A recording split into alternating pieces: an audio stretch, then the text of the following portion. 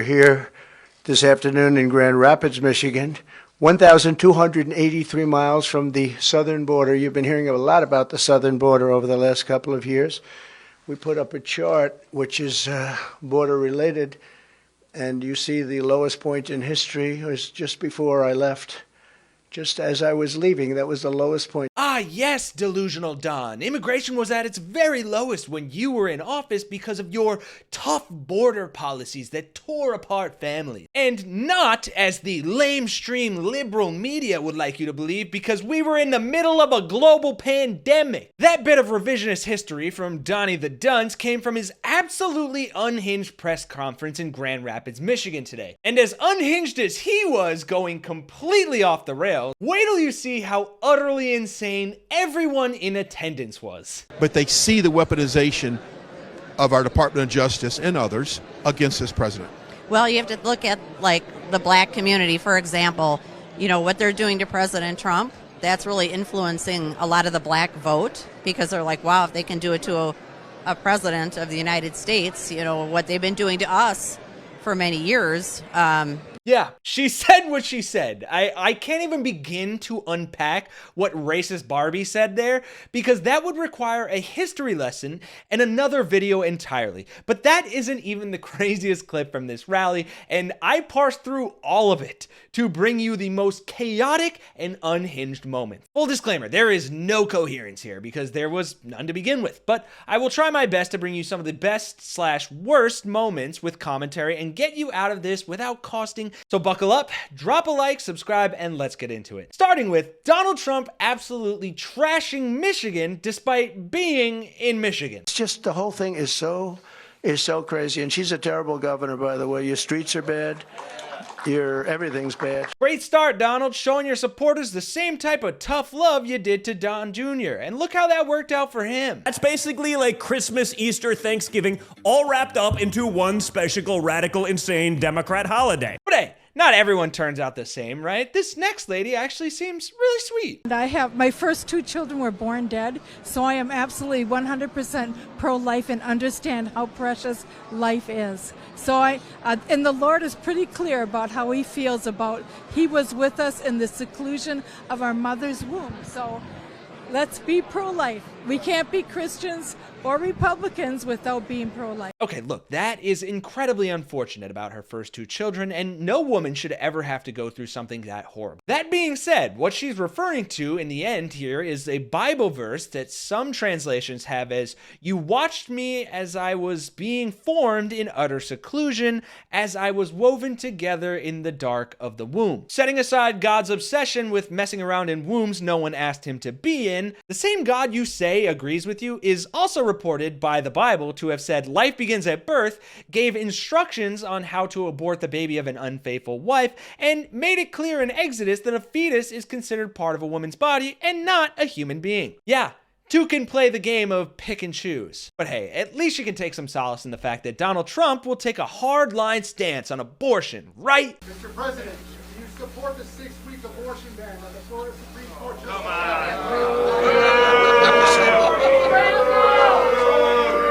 We'll be making a statement next week on abortion. What the hell? First of all, why are these people so upset about him being asked a question about abortion? And secondly, why the hell does he need a week to figure out his statement on it? I mean, if he had that kind of restraint and forethought for this whole conference, I really wouldn't have a video. But don't worry, he didn't, and I do. The rest of the conference actually had about the same coherence as this lady. How did we mess up a country so quick?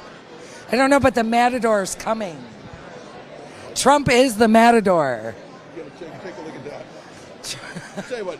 He's going to wipe them all out. I think this election cycle, I've seen more creative outfits than I did back in 2016 and 2020. Yes, Trump is the Matador, waving red flags for his supporters to get angry and run full steam at before he whips them away and reveals a blade that will slaughter every single one of the people who blindly follow him. No irony there. You know, trickle-down economics may not have worked, but the Republicans sure have mastered trickle-down stupidity. Because this lady literally reiterated the Republican tactic of deflating self-reflection. How'd we mess up a country so quick? I don't know, but Trump's a matador, problem solved. But it wasn't all just stupidity. As with any good Trump rally, it's really not complete without some good old hypocritical bigotry. What they have done to our military and the leadership. It's a disgrace. Biden's senile to have bisexual people advertising to get into service now. When we fought and put our lives on the line, and now he's having them advertise for our great services. Right, Biden is the one who let the gays into the military. In my day, we didn't ask and didn't tell, and what do you know? No bisexuals. Coincidence? Methinks not. So I guess your flag shouldn't read, "We support our troops," but instead, we support most of our troops except the bisexuals and the gays, because their sacrifice and willingness to save us somehow means less because of who they choose to sleep with. And if you're not okay with sticking that monstrosity on your front lawn, then how about you shut up? It's a dirty disrespect. The greatest generation fought World War II. They are rolling in their graves of what is happening now.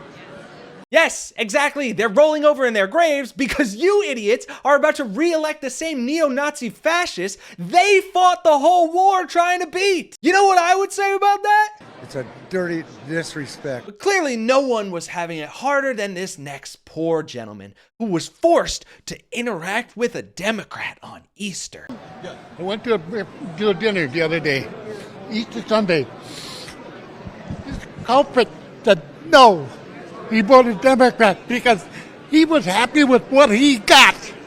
And I said to myself, how can you be happy with what you got when people turn around and stab you in the back? As far as I care, the Democratic Party should all be charged with treason, along with the President of the United States, and they ought to be hung by a rope as high as they can hang them. America is. Whoa, dude, that took a dark turn. You went from an Easter Sunday dinner to hanging the Democrats. Very Christian of you. Man, if he feels that way about traitors, I'd sure hate to hear his punishment for the January 6ers. So yeah, it gives you a good scope of the lovely, bright, non-violent attendees of the rally and audience members of the press conference. Real down-to-earth Americans that just want to know where their country gone. And surely they wouldn't be riled up into a tizzy or incited into violence by the nonsensical lies of an authoritarian cult leader and his lackeys, right? This.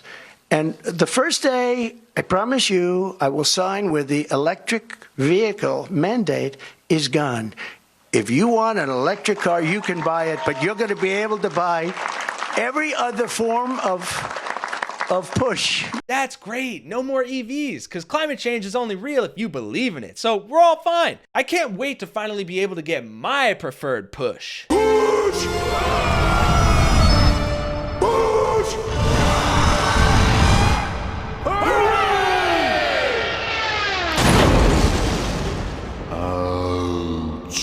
And we have all the law enforcement behind. They're going to be watching what happens to this thug. He's not going to get away with it. So many people get away with it. They say, oh, let him go, let him go.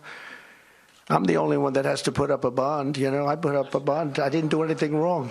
It takes a certain level of narcissism to take a story about a woman getting killed by an undocumented migrant and make it about your legal trouble. But I guess that's what you'd expect of someone who lies about actually having talked to the victim's family. I had to put up a bond this morning for $175 million. I did nothing wrong. Bro is literally giving the same energy as, I did everything right and they indicted me.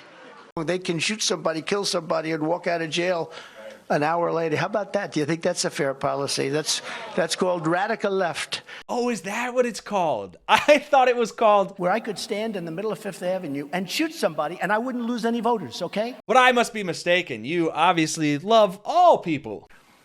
They're sending prisoners, murderers, drug dealers, mental patients, and terrorists, the worst they have in every country, all over the world. This isn't just in South America. Ah, yes, dehumanizing people all over the world. Surely a great way to improve our foreign relations. This is country changing, it's country threatening, and it's country wrecking. They have wrecked our country. Donnie, you came in like a wrecking ball. You dismantled our institutions and made us look like morons to the world over. Because if we don't win on November 5th, I think our country is going to cease to exist. It could be the last election we ever have. I actually mean that. Finally, something I can agree with. Yes, I honestly hope it is your last election, because if you lose, there's no coming back from the absolute devastation of losing to Sleepy Joe twice in a row.